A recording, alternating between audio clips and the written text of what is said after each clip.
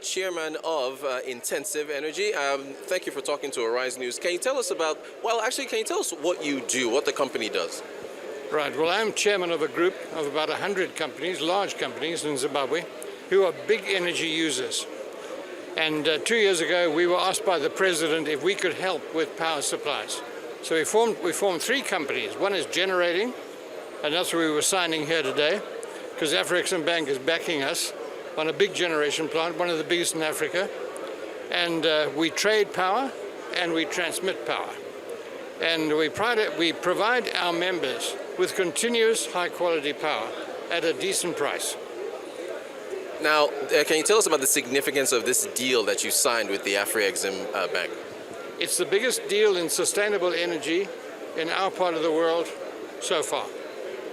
And can you tell us about the power issues Zimbabwe is facing and how they can be solved? Right. Like many African states, our power generation capacity and our transmission systems were developed during the colonial era. And of course now it's 50 years later.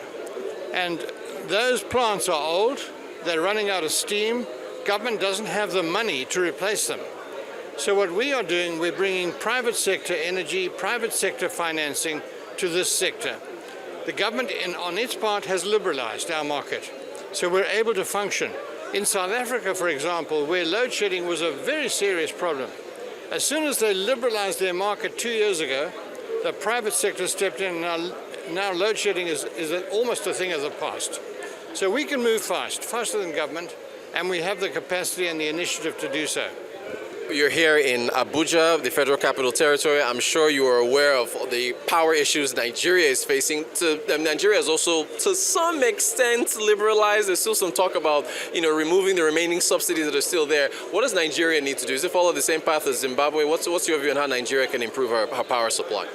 I've been shocked. Every time I've been here, I've heard generators running continuously. That indicates you've got a problem. I would say the government of Nigeria needs to start talking to the private sector. It needs to liberalize its market.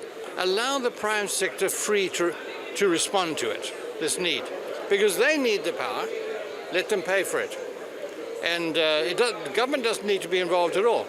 It can be done by the private sector. It can be done more efficiently. And I think that that's where the future lies.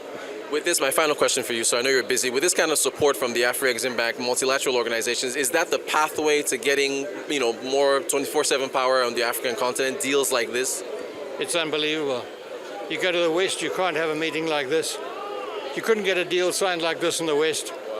And I think with all the restrictions imposed on Africa by the international community, this kind of initiative is essential.